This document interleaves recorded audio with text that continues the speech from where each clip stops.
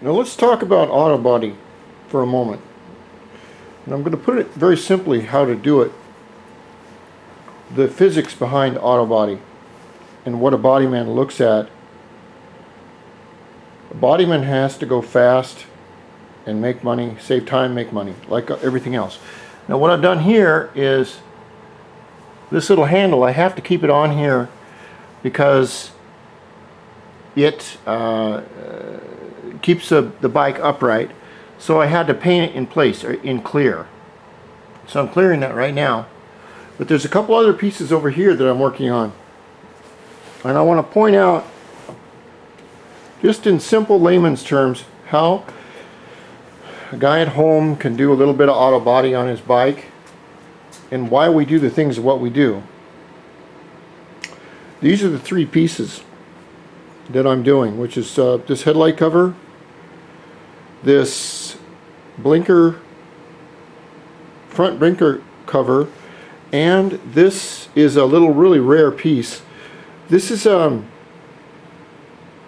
tiny piece of metal that goes, this is the front of the bike right up here, and this is about the middle of the bike where you would, right underneath the seat, and that piece goes right there. Now a lot of kids and people would step on this metal piece and bend it. It was not meant to be stepped on. Like most mopeds, they have a bottom seat, like over here, or a bottom footrest, but this one does not have it. So what I've done is, when the metal is bent, it stretches. It stretches by the means of, you can see the stretch right here.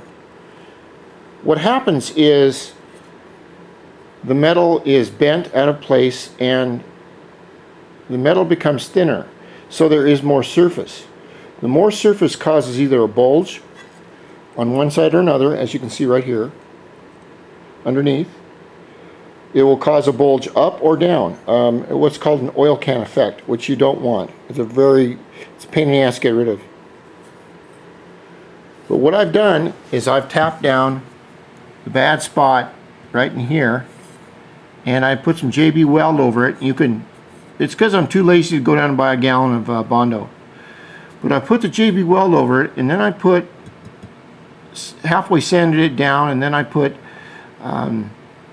silver paint over it. The silver paint is what I want to show you. The silver paint, it's not usually done this way, but I want to explain. You can see the edges of the silver paint against the black of the original black paint. Now if you'll notice up here, right up here, you'll see a little tiny, just a little tiny bit of silver right there. You can barely feel it, but you're going to see that in the paint. That's a low spot right there. Now there's no low spot right here, it's perfect. There's a low spot right here, and there's a low spot here, here, here, and if you see a little tiny bit of silver, that's a low spot, little low spot, and low spot there. You want to make sure that your piece is completely mirror smooth would be the best way, so that the paint does not reflect your mistakes. So that's where I'm going with this piece. This other piece is the headlight cover, and with these headlights, for some reason, the covers on them, this goes right over, it goes right inside this right here. And I did repair this, but these seem to get hit or things get dropped on them, and the metal covers get bent. So I've had to put some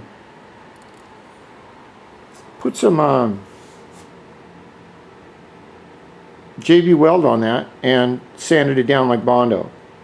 Like I said, I normally use Bondo, but I'm just too lazy to go down and get a whole bunch of it. Now I put the Bondo or the JB Weld on here, and I have basically very nicely taken it and molded it. That's what you want to do. But you'll notice right here, when you hit metal and the Bondo, okay, that's going to be a low spot, probably in your Bondo. And if you go a little bit higher, you'll notice that the black goes right into the. Gotta see if I can get the zoom on this right. The black goes into the. Let's see. Wonder if that'll work. I'm experimenting to see how well I can get this camera to zoom in. But you can see this edge right here, right there. That is that you can feel the edge. If you can feel the edge, you'll see it. Then, once you put your Bondo on here, you want to shape it the way you want to shape it, and then slowly use correspondingly finer sandpaper to get it where you want. You want to do your edges right here last, and if you take off too much, you just put on more Bondo, it'll stick to it, and you start again. But remember, to be a good body man, it's like anything else, being a guitarist or being good at anything, it takes practice. It takes practice, and it takes a good teacher. Now, you can practice all you want, but there are very few good teachers out there. Because a lot of teachers get involved in teaching because it's easy. They tell you to do it one time, and then they won't help you anymore. Well, that's not a teacher, that's bullshit. A teacher should be able to find their students' learning ability and to enhance that and make them learn the lesson, even if it takes 1,000 times to redo it. So this is the next problem that I'm working on, and that'll be next video.